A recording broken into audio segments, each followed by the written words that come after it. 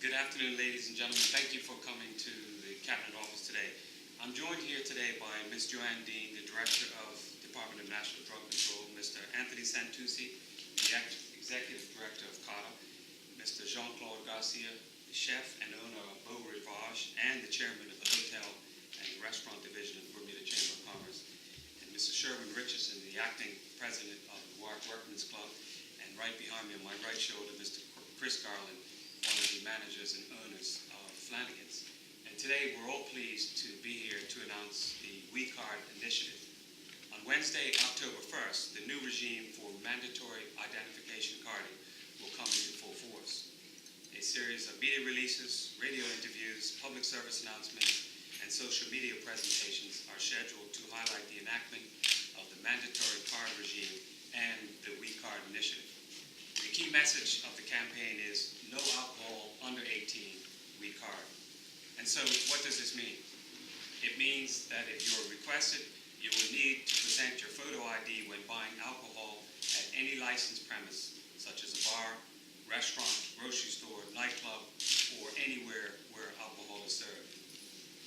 As the public will be aware, the Ministry of National Security introduced the Liquor License Amendment Act 2014, and it was passed on 21st of July this past year.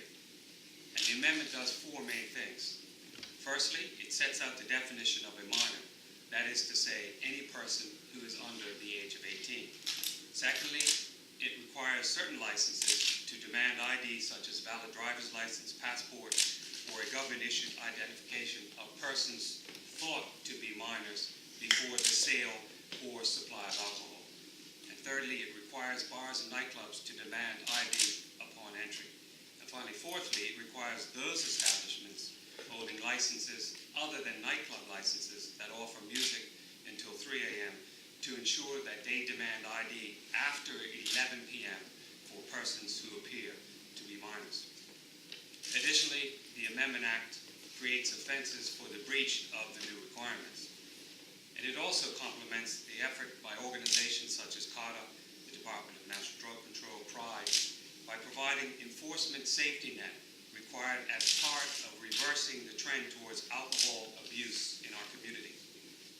The aim of these recent amendments is to add safeguards required to prevent underage drinking in our community. I think we all realize that there's a problem there. Research has clearly shown that alcohol abuse by young people and its associated problems has a profound negative consequence for minors, their families, their communities, and our society as a whole.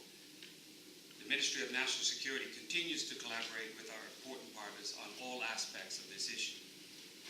I think the public can recall that in the summer of 2013, my colleagues and I in the Ministry of National Security convened a meeting of the owners and operators of liquor licensed premises in Bermuda. During that fruitful discussion, the matter of mandatory ID checks was an item discussed and identified as a real problem. In last year's throne speech, the government committed and promised to address this issue. And the implementation of this legislation represents a promise that this government has kept. As I close, I wish to thank CADA and the owners and operators of licensed premises in Bermuda for their desire to work with this government. This WeCard initiative is a very important initiative which we intend to implement on October 1st, and without their support, it wouldn't be possible. As partners, we share a vision of a community that encourages responsible alcohol consumption and behavior. And with those prepared remarks, we are happy to answer any questions. How is this going to be enforced at these licensed premises? The first instance of enforcement will be up to the owners and operators to do as the legislation requires, and then after that, the legislation has secondary steps that can come into force. And it's putting a lot of faith in the owners and operators. Well, we've had good discussions about this, so I'm comfortable that we found a happy medium to be successful moving forward in dealing with underage drinking. And by the owners being here today, they bought into the program. Yeah? Questions?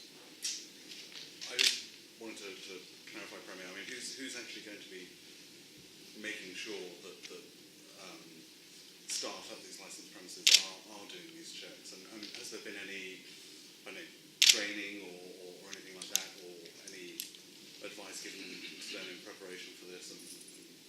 good question. I'll turn it over to Anthony Santucci from CARTA. Absolutely. See if- As you know, TIPS training, which became mandatory approximately 2 or 3 years ago, to date has trained 1,800, and maybe I'll stop beating the mics, 54 individuals. So the training has taken place over the last 2 years, and they've been given the skills necessary to identify the cards as it relates to dealing with ID checks. But who's going to guarantee that these people are actually, or people charged with that responsibility are actually living up to it? Well, the secondary line, which I referred to earlier, is the police enforcement. And the police, on a regular occasion, will go into establishments throughout Bermuda and take a look at what's going on in it. And so that's how the system's going to work.